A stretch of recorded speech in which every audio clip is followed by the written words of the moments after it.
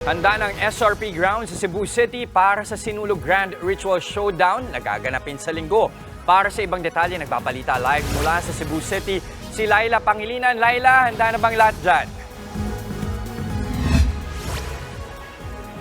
Mayong buntag from the Queen City of the South, Cebu! Naku, grabe, excited na talaga mga tao dito sa Cebu City. Jester, alam mo ba, paglapag mo pa lang ng airport, damang-dama mo na talaga ang Sinulog Festival sa Mactan Airport. Pagkuha pa lang ng mga bagahe, sasalubungin na kayo ng mga sayawan ng mga festival queen sa airport. May mga nakasabay na rin kaming turista na makikisaya sa Sinulog ngayong weekend. Ang ilan sa kanila galing pa ng Morocco at ng France. Sadyang gusto raw nilang makisaya sa Sinulog. Jester, inaabangan na ngayong weekend itong Fiesta Senior Grand Ritual Showdown. At mamaya ipapasilip ko nga itong venue kung saan idadaos itong Fiesta Senior Ritual Dance Showdown. Kung matatandaan nyo, last year medyo nagkaroon ng maraming issue ang venue dahil hindi pa ito tapos. So mamaya silipin natin yung pinaka-latest na sitwasyon dito, no? At bukod dyan, ang inaabangan din sa Sunday ay itong float parade at yung street dance parade nila dito sa SRP Grounds. Yan, isa sa mga much awaited ng mga Cebuano at mga turista yan. So yun muna ang pinakahuli dito. Mamaya silipin natin kasi nakikita ko may mga nagre-rehearse na rin ng mga contingents dito. Jester. Alright, buong araw nating tututukan yan. Maraming salamat, Laila Pangilinan. Eto na, silipin na natin ang paghahanda sa SRP Grounds para sa Sinulog Grand Ritual Showdown at live mula sa Cebu City. Nagbabalik si Laila Pangilinan. Laila, kamusta ang preparasyon dyan ngayon?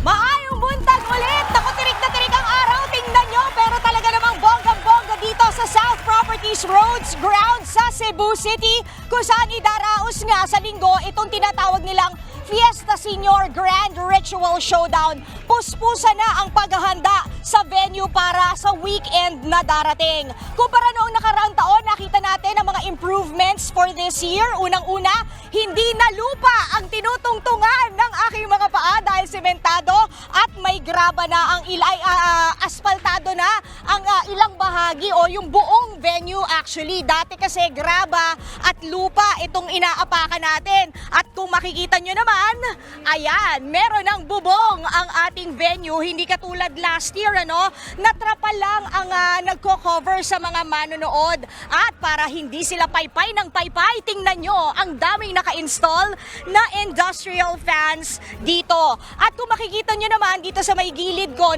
kahit tirik na tirik nga ang araw, kasalukuyan ng nagre-rehearsal ang ating mga contingents dito para sa Grand Ritual Showdown na magaganap sa linggo. Lahat sila magpapasiklaban para makuha ang 3 milyong pisong grand prize. Merong 14 na contingents dito kung saan 2 ay dayo o mga taga out of town. Lahat sila magpapasiklaban para makuha nga ang 3 million pesos na grand prize.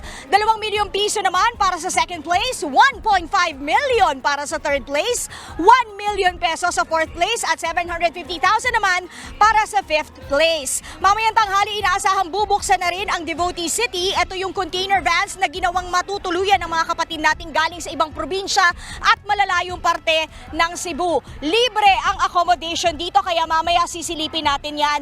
Bukas naman manggaganap ang fluvial parade at yung baptism o reenactment ng pagbibinyag kay Raha Humabon at sa kanyang asawa kung saan iniregalo nga ni Ferdinand Magellan ang holy image of the Santo Niño. Alam nyo, inaasahang aabot ng 5 milyong tao ang dadayo at makikisaya sa Sinulog Festival. Kaya naman nasa 5,000 nasa 5,000 na ang 4 to 5,000 ang mga dineploy na security ng PNP dito. Ayan, sa ating Sinulog Grand Parade at sa ating Grand Ritual Showdown. Abangan natin yan this weekend. Yan muna pinakahuli dito. Late, balik sa inyo. Thank you, Laila Pangilinan. Magkikita tayo dyan. Mga kapatid, Jess De Los Santos po, huwag magpahuli sa mga umaaksyong balita at napapanahong issue sa bansa.